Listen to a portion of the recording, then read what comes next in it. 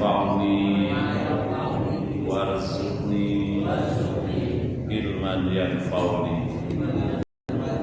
Amin. Alhamdulillah, kita bersyukur kepada Allah bisa melanjutkan kajian tentang surah Nabawiyah, dan kita bertepatan juga di penghujung tahun 2023. Ada baiknya kalau kita bermuhasabah. Mudah-mudahan Allah masih memberikan usia yang panjang pada kita, kesehatan, kelapangan rezeki, sehingga tahun depan lebih baik tahun ini. Amin. Amin.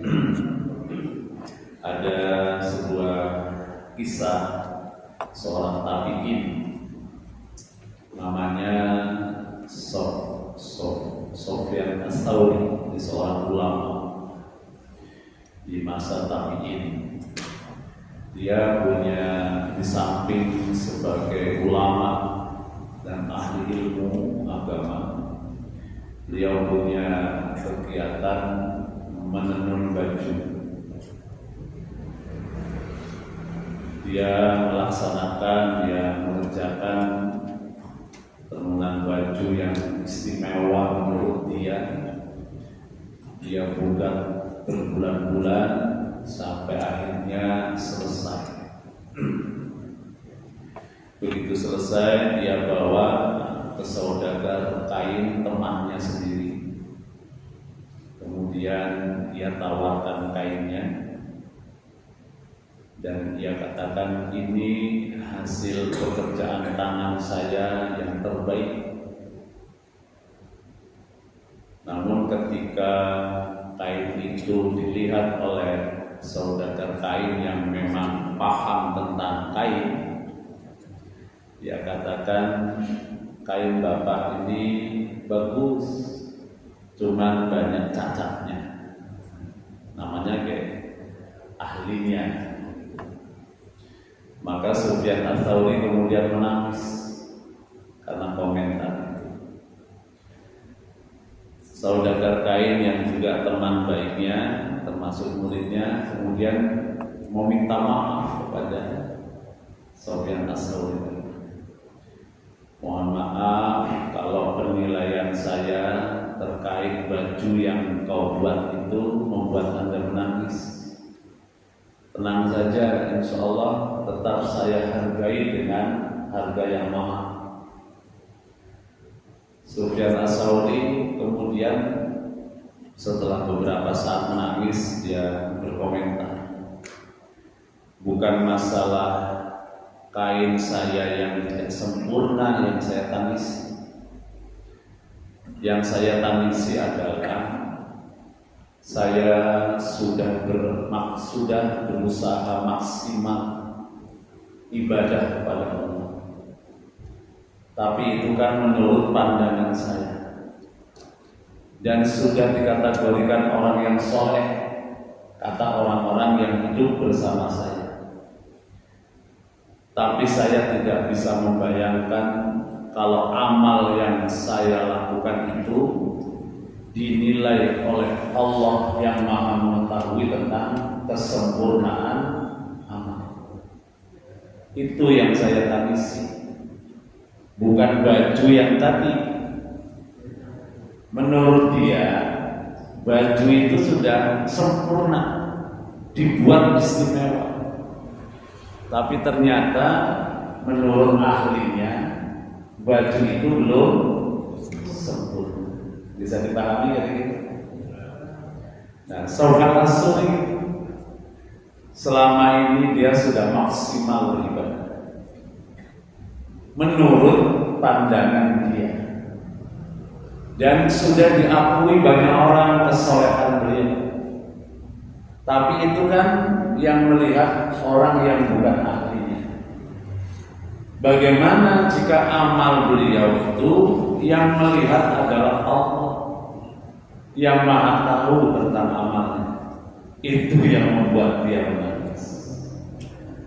Ini pelajaran yang bagus untuk kita bermuhasabah.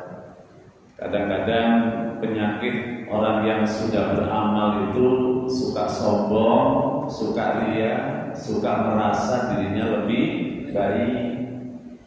Boleh jadi itu adalah bisikan setan untuk menjadikan dia lalai dan terlena. Tidak berarti kemudian upaya kita sia-sia. Ini hanya satu cerita untuk muhasabah diri. Artinya kita khauf, benar, khawatir kalau amal kita tidak diterima oleh Allah. Tapi kita optimis dan roja, selalu berharap kepada Allah. Sekecil apapun amal yang kita lakukan, mudah-mudahan diterima oleh Allah Subhanahu wa ta'ala. Di sisi lain, kita tidak tahu amal mana yang diterima oleh Allah. Maka selagi masih ada kesempatan, beramallah. Karena kita nggak mengerti mana yang diterima, berzikirlah. Karena kita tidak tahu pasti zikir mana yang diterima, dan perbanyaklah doa. Karena juga kita tidak tahu doa mana yang akan dikabulkan oleh Allah Subhanahu wa ta'ala. Ini sekedar masalah. Kita lanjutkan kajian kita. Halaman 36. Khurujun Nabi sallallahu alaihi wasallam minal hisar. Di kemarin tentang Islamnya Raja Habasyi.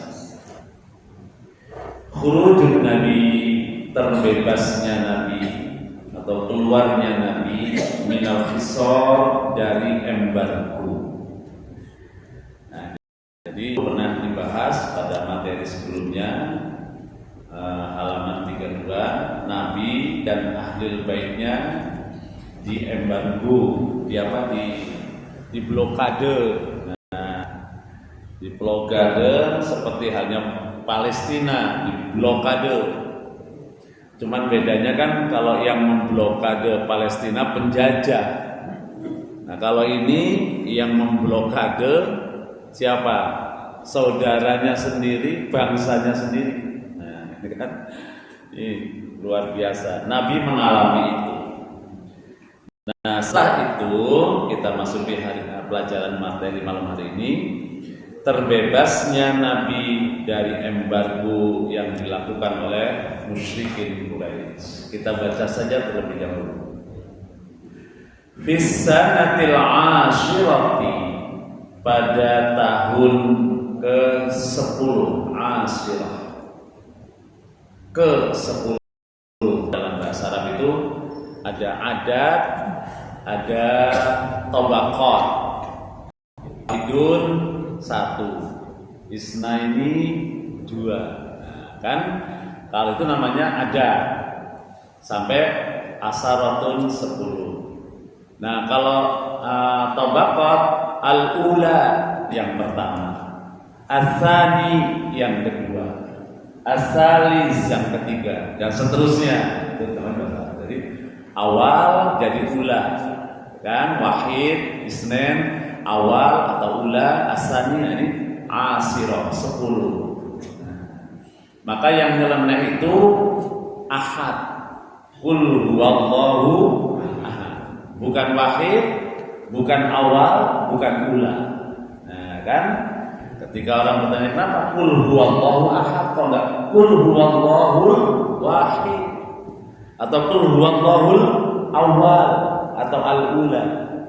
Nah, ini keistimewaan Quran. Jadi kalau ahad itu satu-satunya yang tidak ada awal, tidak ada akhir, ahad. Tapi kalau al-awal ada asani, asalis, seterusnya. Kalau wahid ada isnen, salas, dan seterusnya. Tapi kalau ahad, jadi tidak ada pemula, tidak ada akhir, ahad. Begitu. Esa sudah titik. Kalau bahasa Jawanya pokoknya ahad. Nah, begitu ya. Lanjut. Fisanatil ashirah, pada tahun ke-10, minan nubuwati, dari kenabian. Jadi kalau tahun ke-10 kenabian, usia Nabi berapa kira-kira? Berapa Pak? 50, karena beliau mendapat kenabian umur 40. Jadi tahun ke-10. Jadi berjalan dakwah ke tahun ke-10. Ittafaqa khamsatu minal asyrafi Quraisy. Bersepakat, siapa yang bersepakat? 5 min asyrafi Quraisy, dari tokoh-tokoh Quraisy. Maka disebut, ada putunnya, wa kana awwalu man takallama minhum Zuhair. Di antaranya di sini Zuhair. Fanaqadu sahifata. Mereka 5 tokoh ini sepakat untuk merusak sahifah. Sahifah itu plang, tanda tadi embargo. Jadi mengembargo keluarga Bani Hasyim dan Bani Muthalib dulu itu kesepakatan. Yang kesepakatan itu kemudian ditulis menjadi pengumuman, ditandatangani. Nah, itu ya. Nah, setelah berjalan dulu waktu pertama tahun ke-7, jadi mulai di embargo pada tahun 7 kenabian. Sekarang tahun ke-10 ada 5 tokoh Quraisy yang sepakat untuk merusak, untuk mencabut kesepakatan itu. Nah, disebutnya memang kalau di Nurul Yakin ini sangat simpel. Kalau di Ibnu Hisham bisa kita baca siapa saja mereka. Kalau di Al-Mubarakfuri itu banyak ditampilkan hadis Bukhari dan Muslim riwayat terkait dengan ini.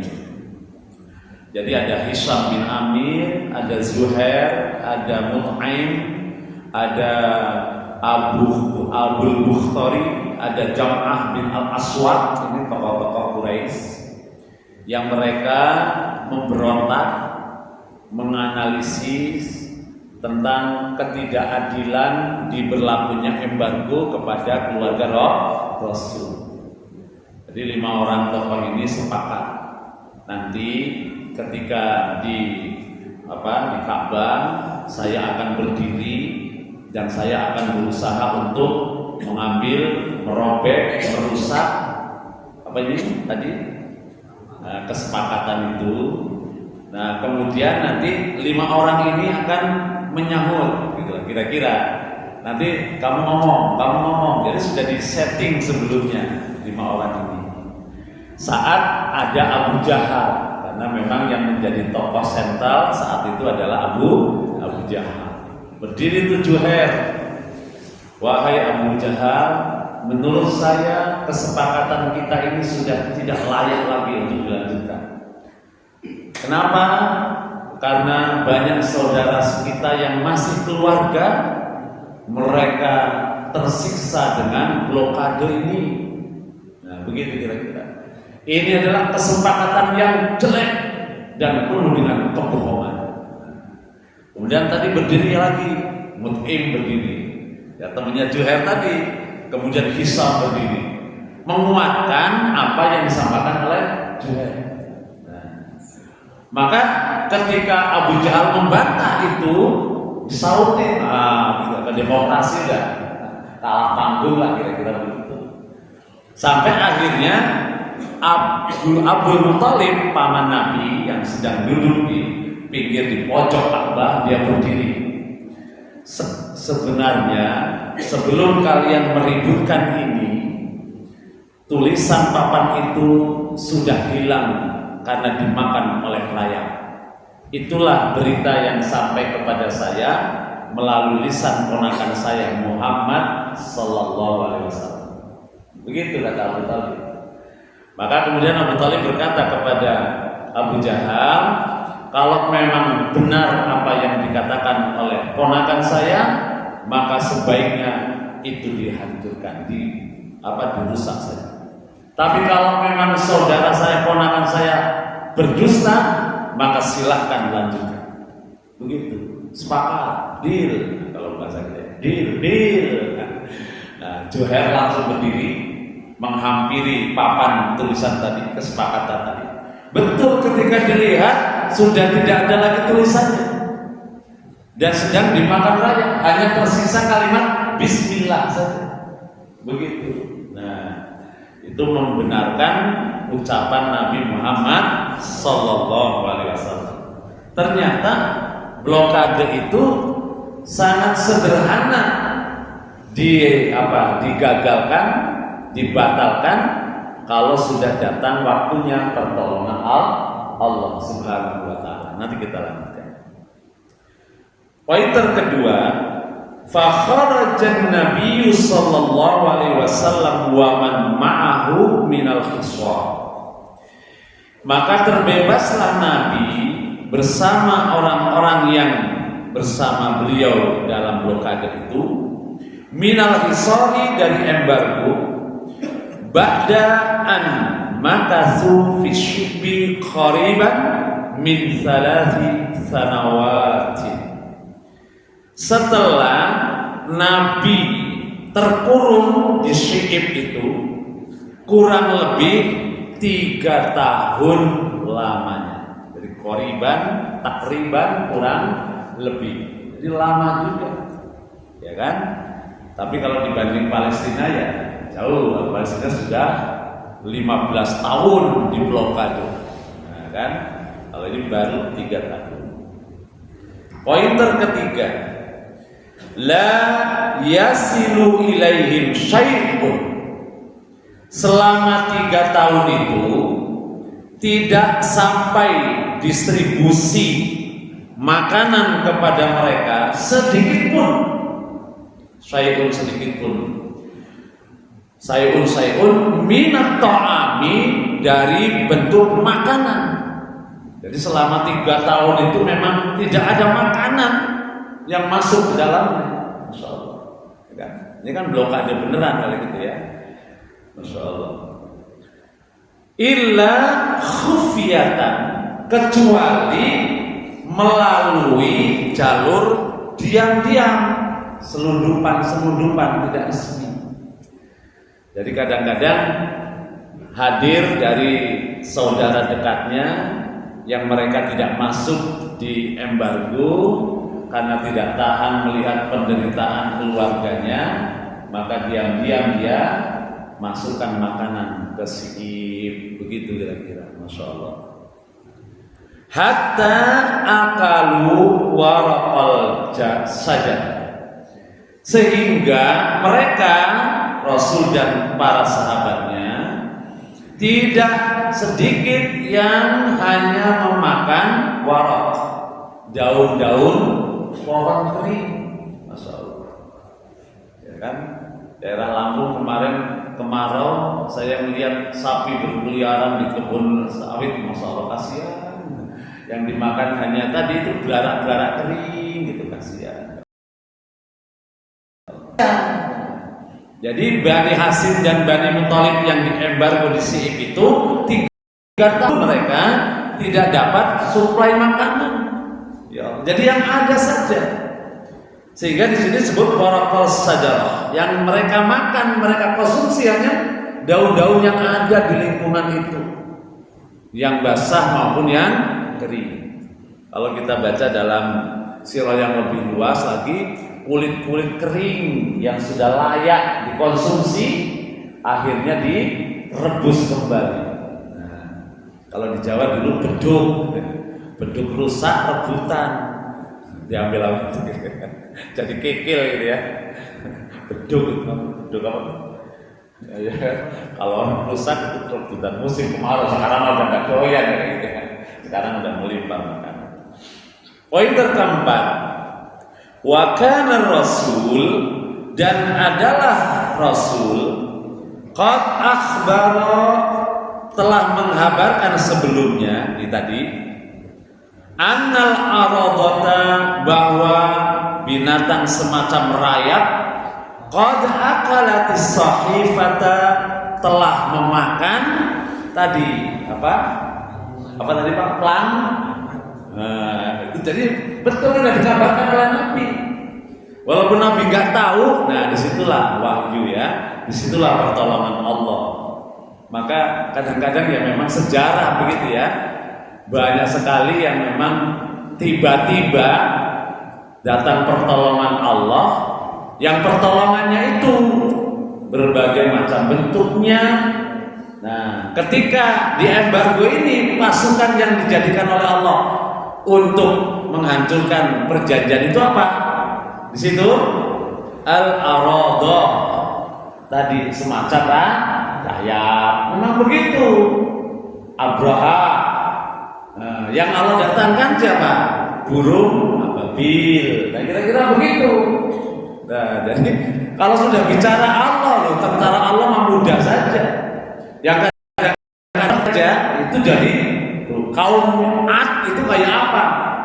Mereka masih di rumah yang di pegunungan karena pahatan-pahatan batu yang luar biasa.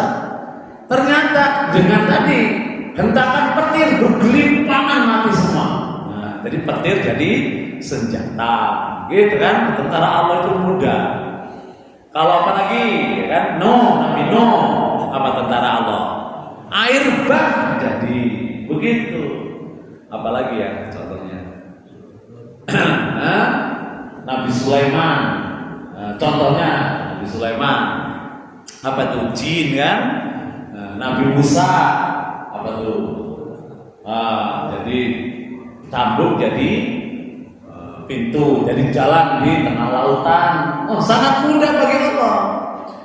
Kayak kemarin di Palestina nggak boleh, nggak ada air masuk, hujan lebat.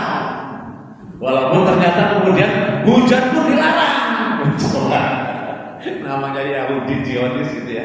Subhanallah. Hujan milik Allah turun di mana saja dilarang gitu kan. Ya Allah, memang benar-benar bukan manusiawi gitu. Subhanallah. Jadi kalau Allah sudah berkehendak memberi pertolongan, sangat mudah gitu kan. Enggak harus banyak. Kita kalau baca suruh Jumat itu surat Al-Kahfi, ada Dzulkarnain, ada pemilik kebun, ada Ashabul Kahfi. Pertolongan Allah gampang saja.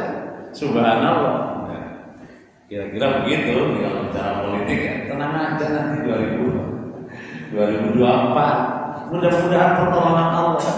Ada ayatnya dalam surat Al-Ibrahim itu kan, wala tahsabanna Allaha ghafilan amma ya'malu zalimun. Jangan kau kira bahwa Allah itu lalai, tidak memperhatikan seberapa besar sih kezaliman yang dilakukan oleh orang-orang kafir. Allah tahu. Gitu. Nah, ini tinggal ujian bagi kita, ya kan?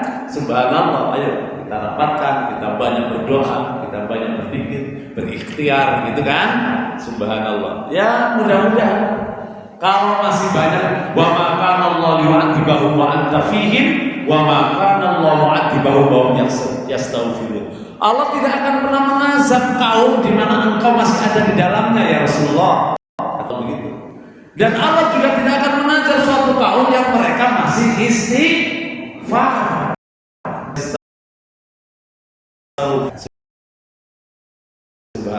Lanjut. Sampai mana tadi?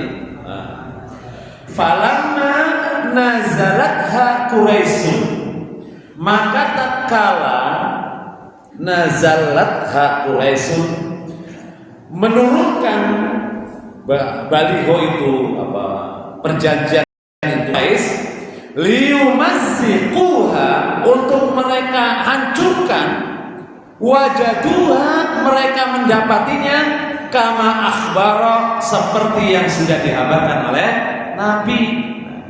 Jadi ketika Juhair tadi dengan kawan-kawan mau menurunkan kan kesepakatan yang dipajang sudah 3 tahun itu, ternyata mereka mendapatinya tidak ada lagi tulisan dan sudah habis dimakan apa tadi? Rayap. Subhanallah. Dan ini menjadi bukti bahwa memang apa yang diucapkan Nabi itu adalah sesuatu yang benar, wahyu dari Allah Subhanahu wa ta'ala.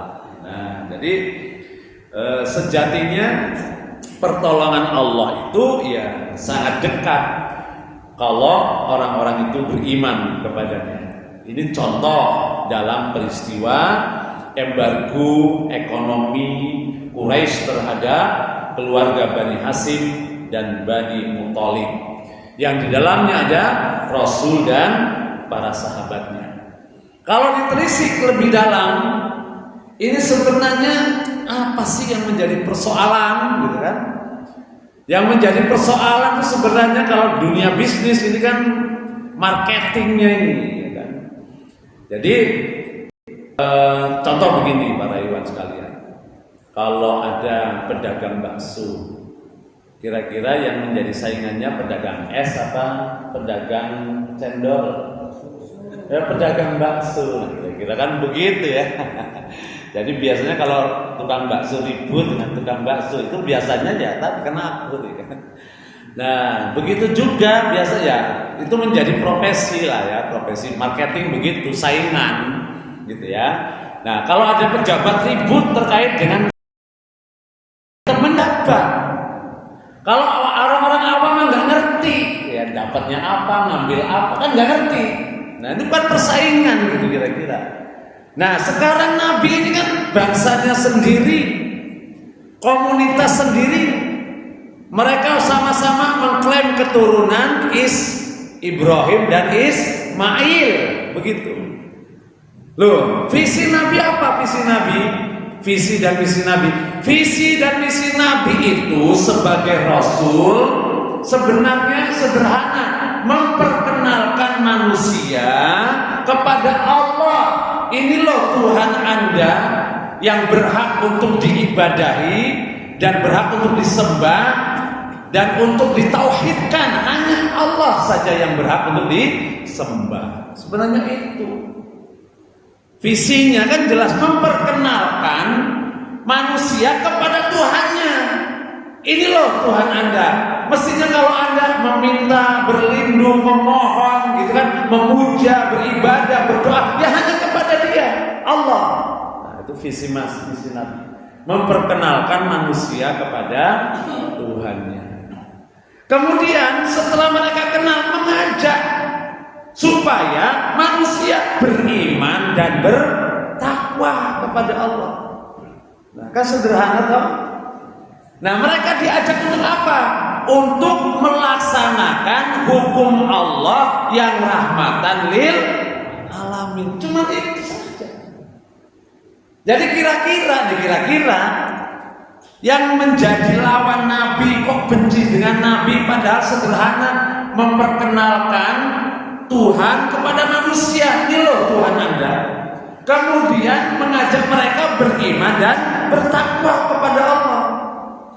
Wujud iman takwa mereka tadi mempraktekkan ajaran Islam yang penuh rahmat kepada seluruh umat. Begitu.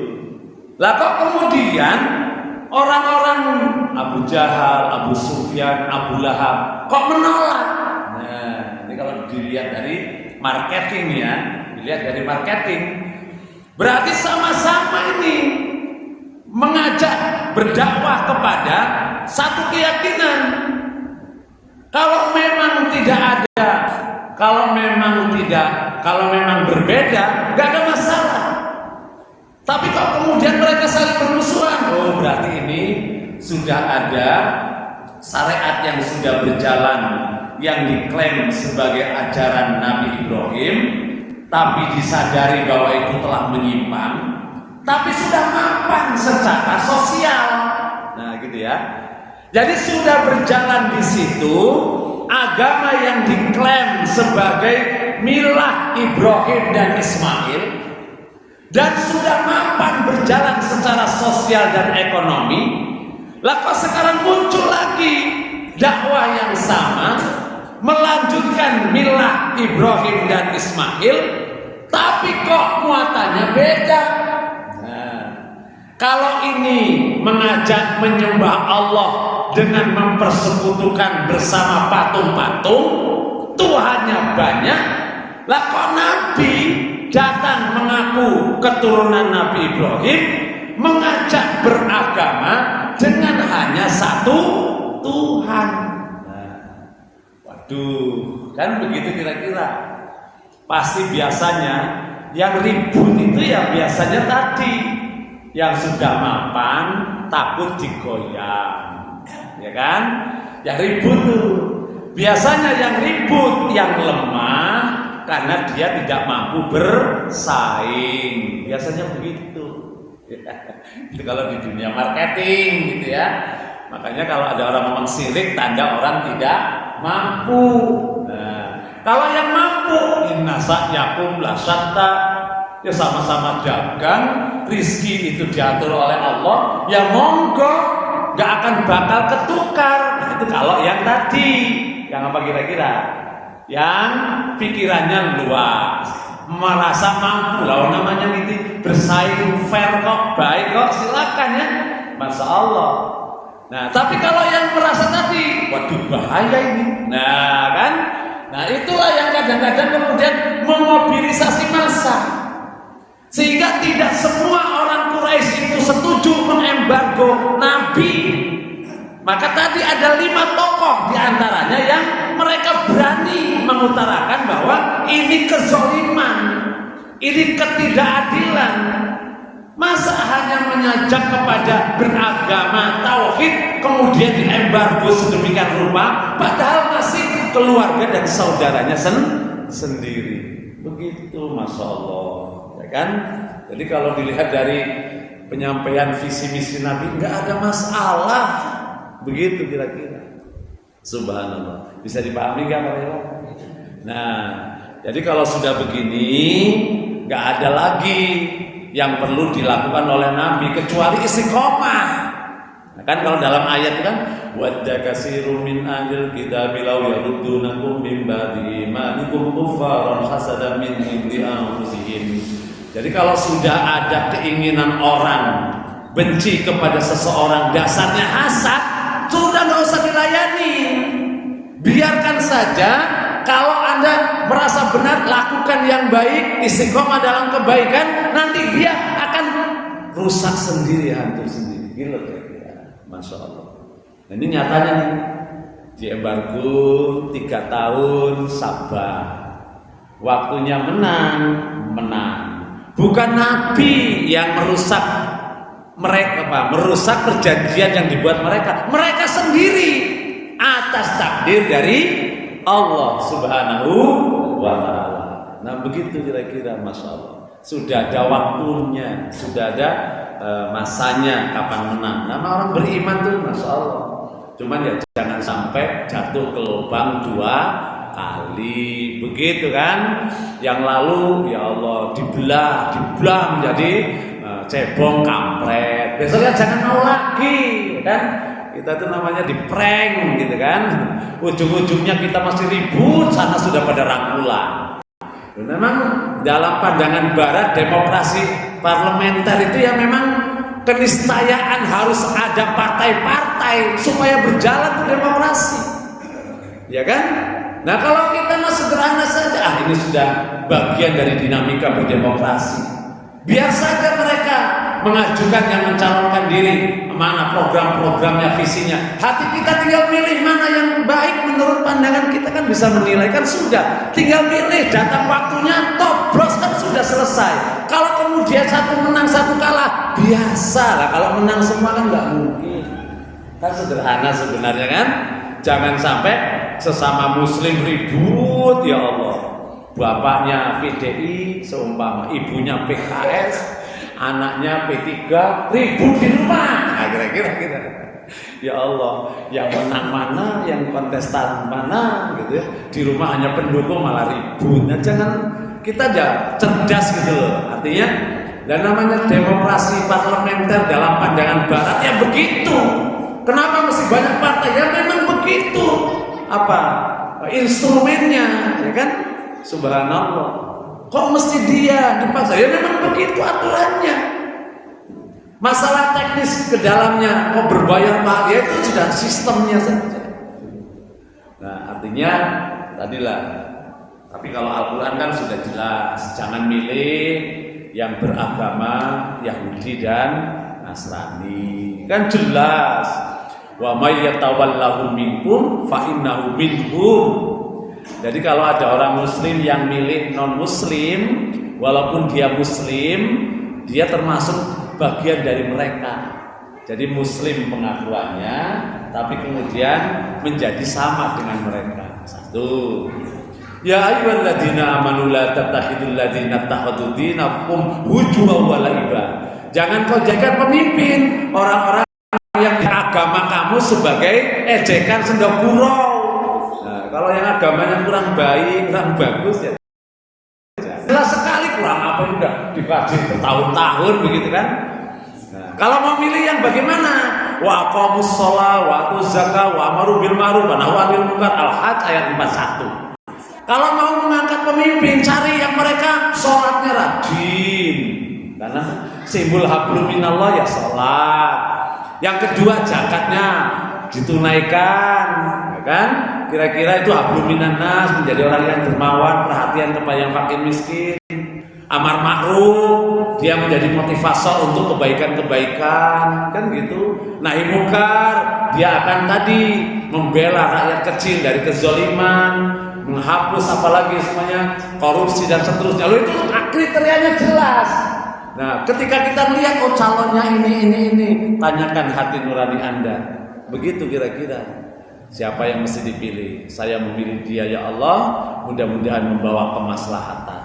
Walaupun kemudian pada ujungnya kalah. Seumpama gitu kan. Loh, kan kita juga paham tidak ada satu peristiwa pun terjadi di muka bumi ini kecuali semua atas takdir dan kehendak Allah. Walaupun caranya ini benar, ini tidak benar, ini curang, itu kan pandangan kita, biar sajalah. Biasalah di dunia ini begitu. Ujung-ujungnya yang kaya, yang juga mati, yang miskin juga mati. Gitu kan? Yang kaya duitnya nambah-nambah juga, yang dimakan nggak banyak toh. Mobilnya 9 saja, yang supir cuma 1, yang 8 nggak dipakai. Gitu kan kira-kira. Nah kita yang nggak punya mobil naik Grab malah enak, murah meriah, nggak mikirin pajak. Nah kan kira-kira begini. Jadi sudahlah masalah jangan sampai kita terbelah. Nah jadi kalau kaitannya dengan Rasulullah yang memang jadi pertanyaan di masa Nabi memang luar biasa, karismanya itu Nabi luar biasa. Ini sampai jam berapa ya? Bisa jam berapa? Oh, baik. Jadi biar ada tanya jawab, kita simpulkan. Jadi Nabi diembargo berapa tahun? Mulai dari tahun berapa? Tahun 7 kenabian sampai dengan tahun ke-10 kenabian. Masya Allah. Apa saja bentuk blokade Nabi? Bentuk blokade ekonominya apa saja? Dilarang distribusi makanan masuk kepada mereka. Sehingga Nabi dan para sahabatnya makan apa adanya meskipun daun-daun kering. Ini menjadi fakta bahwa Nabi sendiri mengalami jihad dan perjuangan yang berat. Kemudian yang ketiga, embargo ini dibatalkan atas pertolongan Allah. Melalui apa tadi? Rayap yang memakan habis tentang kesepakatan Quraisy terkait embargo. Masya Allah, luar biasa. Wallahu a'lam bishawab. Ada yang mau tanya? Ini belum dilanjutkan nih. Siapa tahu ada yang mau tanya atau malah bingung. Ya, proses dakwah Nabi itu begitu, tahapan-tahapannya tidak mulus gitu ya, tidak seindah yang kita bayangkan, tapi perjuangannya cukup panjang. Ini baru tahun ke-10 saja sudah mengalami berbagai macam intimidasi, berbagai macam kezaliman, ya kan? Baik secara fisik maupun secara non fisik, bahkan sampai pada pencemaran nama baik dan pelecehan agama. Nah, jadi lengkap sempurna nih. Baru tahun 10 saja sudah sempurna. Secara pribadi Nabi dilecehkan. Secara fisik Nabi disakiti. Secara personal ajaran Nabi juga dilecehkan. Itu dianggap sebagai apa? Sihir, mantra, ajaran sesat, semuanya. Nah, Masya Allah, sampai kepada fisik tadi. Pribadi Nabi tidak mempan, kemudian menjalar kepada keluarga Nabi. Puncaknya adalah diembargo dua kabilah, Bani Hasyim dan Bani Muthalib. Itu dinamika dakwah Nabi Muhammad Sallallahu Alaihi Wasallam. Gak ada yang tanya lagi? Belum ada yang nanya? Bingung saya, yakin mau nanya apa? Ya baik, masih ada waktu ya. Nah, waktu Najran, utusan Najran. Fisanatil Asyrati, pada tahun ke-10 kenabian. Wafada alaihi waktu, datanglah utusan kepadanya, kepada Nabi. Min Nasara Najran, dari kalangan orang-orang beragama Nasrani wilayah Najran. Wilayah Najran itu balad baina Makkah wal Yaman, suatu daerah yang letaknya di antara Mekah dan kota Yaman. Itu Najran. Balaghahum khabaruhu min muhajiril Habasyah. Telah disampaikan kepada mereka berita tentang Islam dari orang-orang yang hijrah ke Habasyah. Wa kanu isrina rajulan, dan utusan Najran ini berjumlah 20 orang laki-laki. Faqara alaihimur Rasul sallallahu alaihi wasallam Qur'an. Maka ketika mereka datang menghadap Nabi, Nabi membacakan Al-Qur'an, beberapa ayat Al-Qur'an. Fa'amanu kulluhum, maka 20 orang tadi beriman semuanya. Jadi yang namanya agama itu ya, agama itu milik Allah. Yang Nabi itu yang menyampaikan. Masalah nanti yang membesarkan agama Allah itu siapa saja, itu Allah yang menghendaki. Kalau sudah jadi muslim gak mensyukuri keislamannya, Allah ganti dengan kaum yang lain. Nah, kira-kira begitu. Jadi Nabi hanya mendakwah. Dakwahnya di Mekah, ditantang banyak saudara-saudaranya dan kaumnya. Dan dilalah yang beriman malah dari luar Mekah datang, dibacain ayat, nggak banyak macam-macam, beriman. Nah, begitu kira-kira. Subhanallah. Itulah namanya hidayah, kan? Maka syarat untuk menang itu sebenarnya gampang di sini, gitu ya. Jadi kalau taat kepada Rasul saja pasti menang, gitu. Menjalankan syariat Allah dengan istiqomah saja pasti menang. Nah, syaratnya apa? Syaratnya ya tadi, muslimin bersama Rasul, tetap istiqomah, berjamaah dengan Nabi, kan? Umatnya Nabi nggak pernah terpecah belah, begitu. Maka ada ayat itu yang terkait dengan itu, ada surat Shaf. Tahu ya surat Shaf ya? Shaf itu artinya barisan. Nah, surat Shaf inilah yang menjamin Islam itu pasti menang di dunia. Huwallazi arsala rasulahu wallazi arsala rasulahu bil haqq liyudhhirahu 'ala dini kulli. Jadi dunia ini panggung banyak agama, yang pasti menang adalah agama dari Allah, Islam. Itu udah pasti. Nah, kok kemudian hari ini orang Islam nggak menang-menang? Baca saja itu urutan ayatnya. Ayat yang kedua, ya ayyuhalladzina amanu lima taquluna ma la taf'alun kabura maqtan. Oh, orang Islam nggak menang-menang karena dia itu tidak komit dengan agamanya, ngomongnya, yakinnya yang B. Nah, itu kira-kira. Jadi sudah jaminan itu. Ini buktinya nih, Rasul dakwah di Mekah susahnya setengah mati, bahkan sampai di embargo, ya kan? Masuk Islam satu aja senangnya luar biasa. Lah kok atas takdir Allah datang 20 orang beragama Nasrani, pengen tahu Islam, dibacakan beberapa ayat, dapat hidayah, Islam semua. Tuh, sederhana toh, gampang. Yang selama ini berperang di Gaza, tapi dampaknya coba, Masya Allah, di Inggris, di Prancis, di Belanda, di Amerika.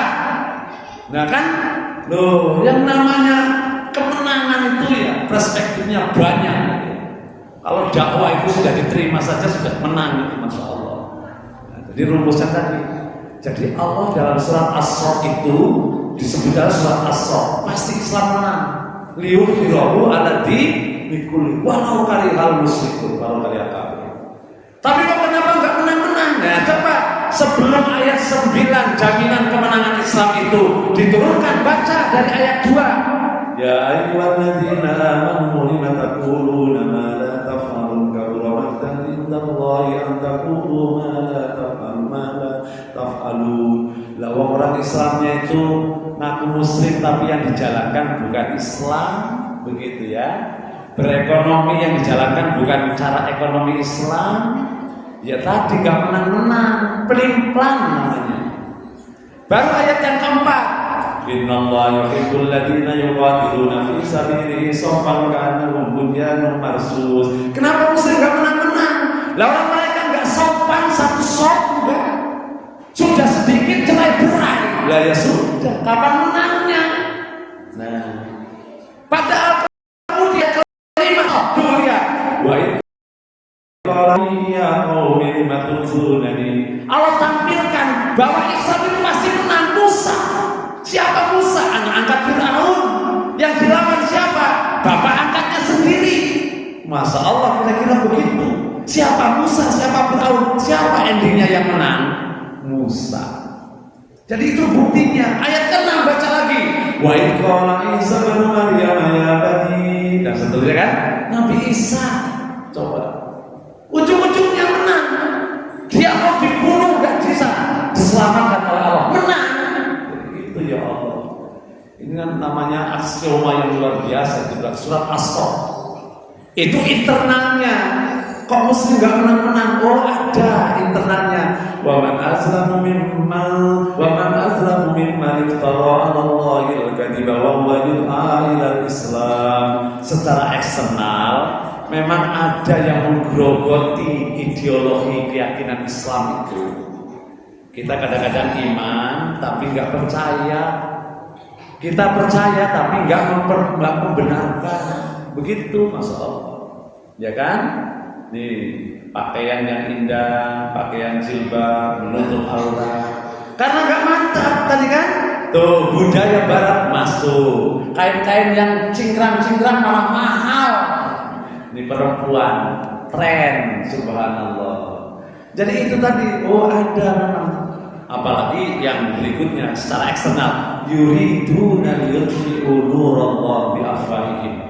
Ada kelompok yang secara eksternal memang berupaya menjauhkan umat Islam dari agamanya. Loh, rentetan betul itu, namanya surat As-Saff. Begitu ya. Ini membuktikan, ya Allah. 2, ketiga, yang keempat ya. Fawabbahum Abu Jahlin 'ala Islami. Kemudian ya tadi membantah, mengomentari negatif, kemudian marah, kemudian dongkolah Abu Jahal karena keislaman mereka. Faqalu lahu lakum ma antum alaihi walana makhtarna. Jadi karena sikap Abu Jahal enggak senang terhadap mereka, kemudian berkata, bagimu apa yang kamu yakini, bagi kami apa yang kami pilih. Tuh, jadi kalau orang sudah beriman itu sudah ya Allah. Jadi walaupun diintimidasi, dikomentari negatif, ditakut-takuti oleh Abu Jahal, karena sudah iman, jawabannya juga indah. Bagimu apa yang Anda yakini, bagimu apa yang aku pilih. Begitu kira-kira, Masya Allah. Maka ketika nanti ini malam 25, kemudian nanti tahun baru, lah kita mah secara akidah mantap. Lakum dinuhum waliyadin. Agamamu monggo, agamaku monggo. Kalau masalah akidah begitu. Kalau masalah muamalah tidak ada larangan untuk kita bergaul dengan siapapun yang berbuat baik dengan kita. Tapi kalau masalah akidah, lakum dinuhum waliyadin. Ini tadi jawaban dari Mas Najran. Ya Abu Jahal, kamu apa yang Anda yakini, kami apa yang kami pilih. Sebagai satu keyakinan. Mudah-mudahan ada manfaatnya. Lebih kurangnya mohon maaf. Kita tutup dengan membaca doa kafaratul majlis. Subhanaka Allahumma wa bihamdika asyhadu an la ilaha illa anta astaghfiruka wa atubu ilaik. Akhir kata, assalamualaikum warahmatullahi